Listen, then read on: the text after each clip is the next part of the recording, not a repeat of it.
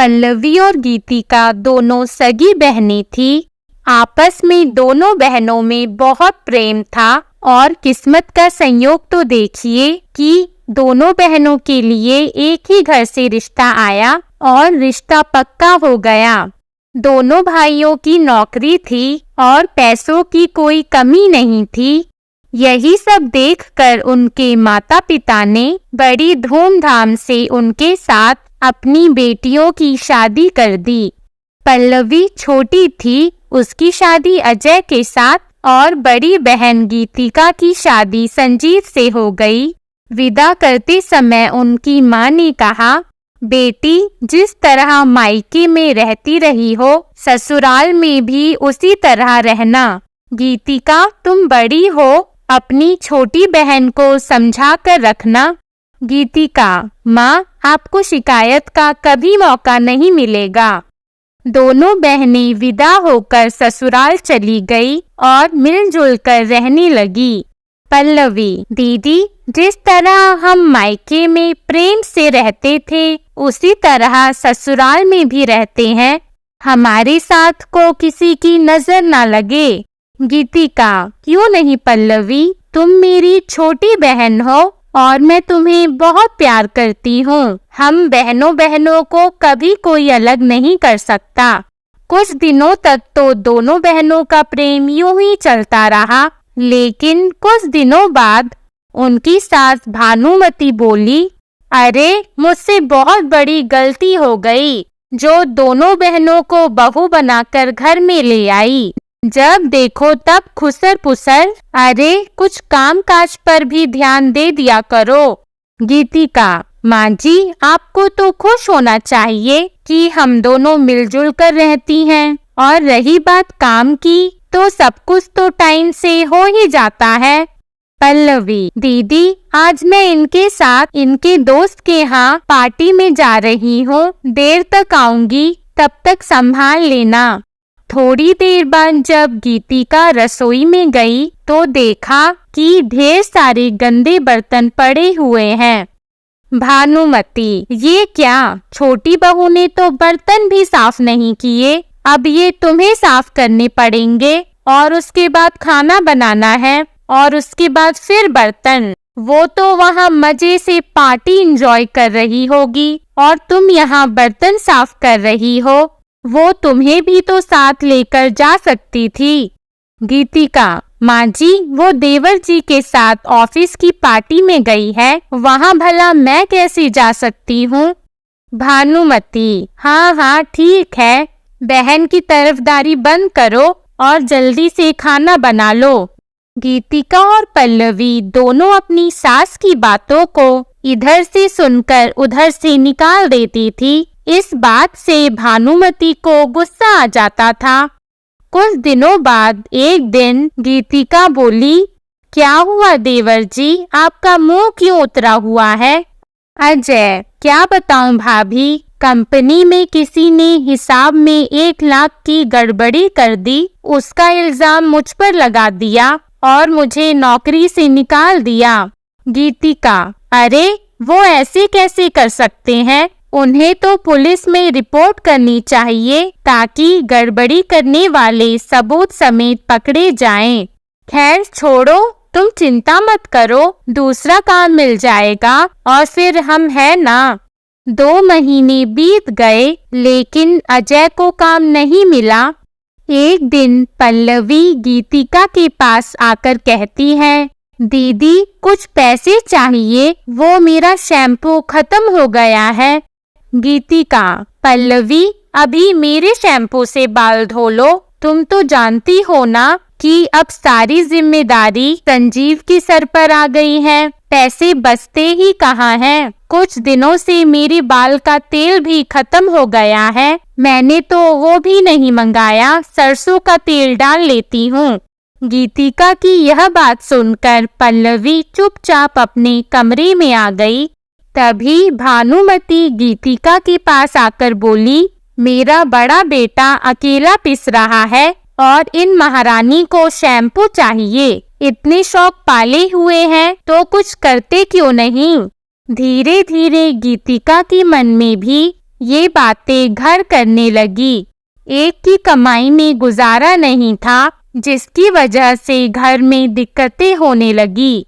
एक दिन गीतिका संजीव से कहती है, संजीव, ये देवर जी कब तक इसी तरह घर में बैठे रहेंगे? माना कि अभी हम लोग हैं, लेकिन खुद की जिम्मेदारी भी तो समझनी चाहिए। और पल्लवी भी तो पढ़ी लिखी है, उसे भी तो कुछ सोचना चाहिए।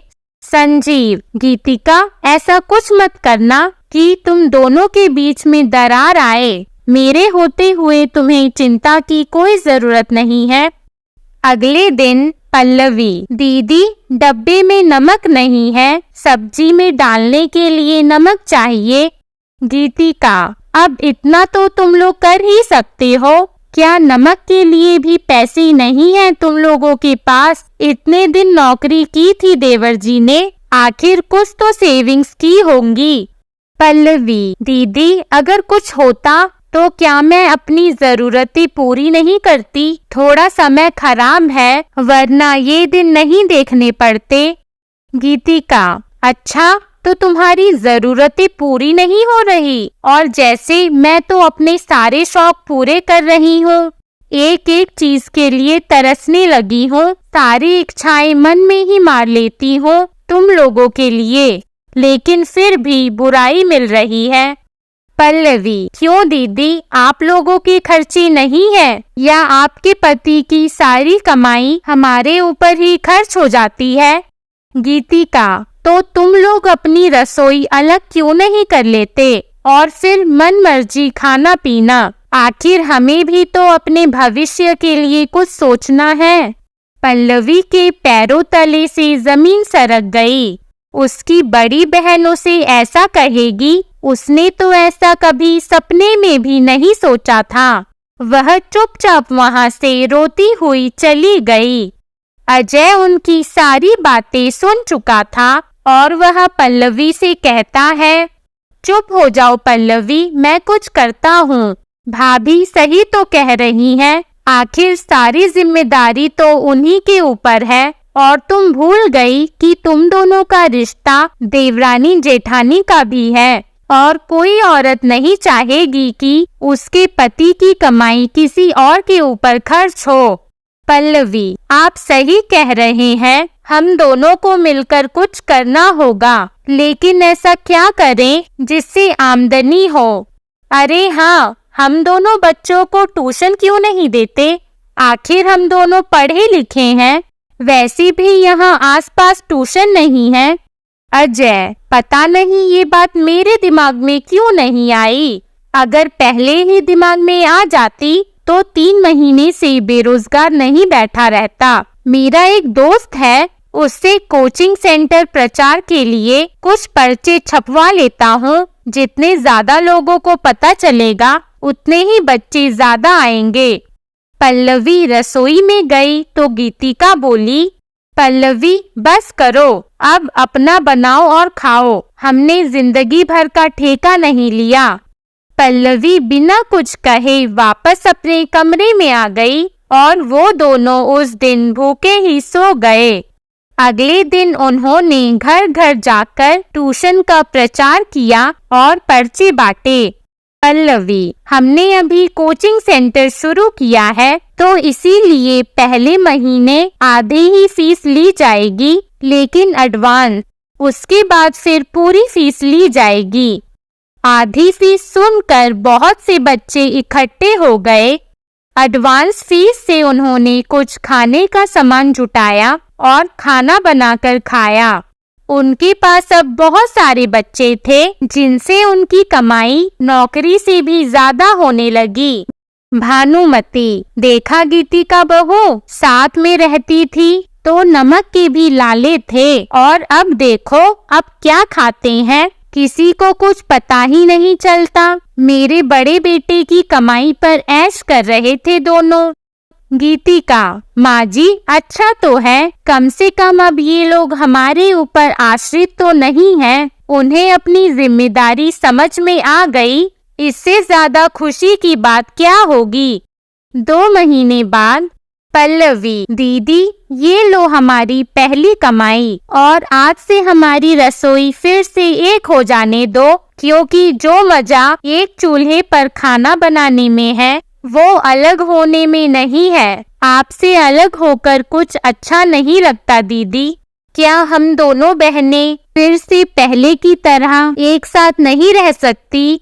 देवरानी जेठानी बनकर नहीं, बहन बनकर। गीतिका की आंखें भर आई और उसने पल्लवी को गले से लगाकर कहा, मैंने कब तुम्हें देवरानी समझा? माना कि दोनों बहनों की ससुराल एक है, लेकिन तुम हमेशा मेरी बहन ही रहोगी। मैं अगर ये रसोई अलग नहीं करती तो तुम अपने अंदर छुपे हुए हुनर को कैसे पहचानती?